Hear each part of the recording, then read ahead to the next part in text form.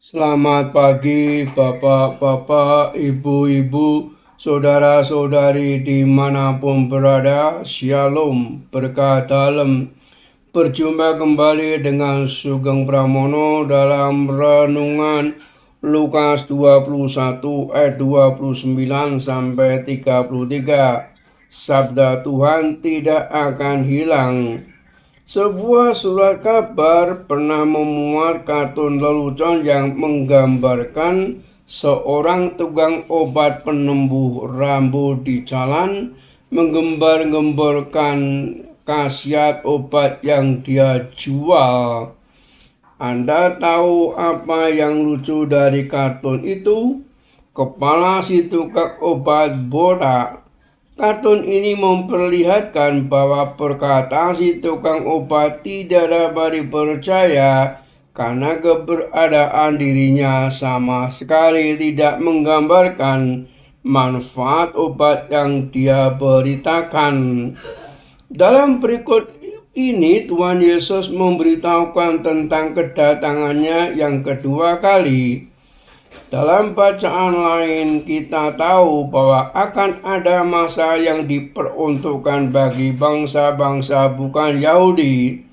Namun masa itu akan diakhiri dengan peristiwa-peristiwa membahayakan yang terjadi di ruang kosmis.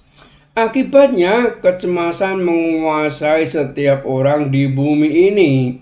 Pada saat itulah anak manusia akan datang ke bumi dalam kuasa dan kemuliaan. Ayat 27.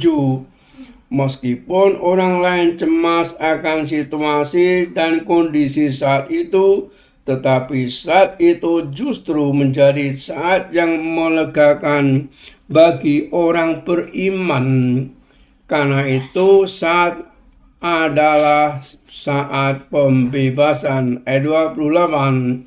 Saat iman umat Tuhan digenapi, saat penggenapan atas jaminan keselamatan mereka.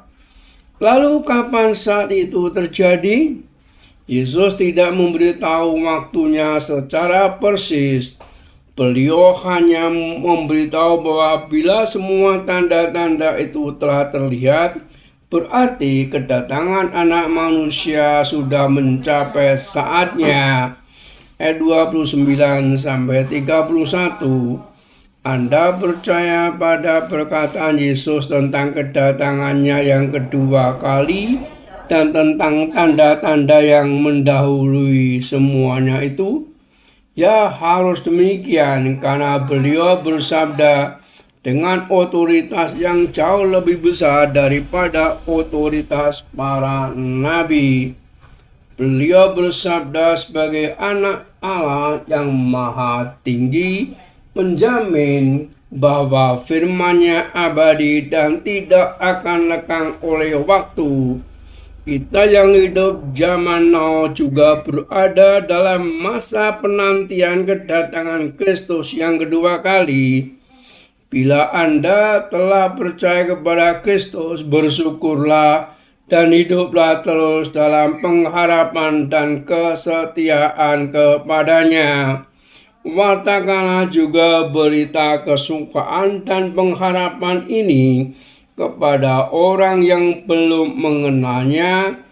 Hanya orang beriman kepada Tuhan Yesus Kristus yang dapat diselamatkan dari murka Allah, oleh karena utang dosanya telah dibayar oleh Kristus. Salam dan doa Tuhan memberkati. Amin.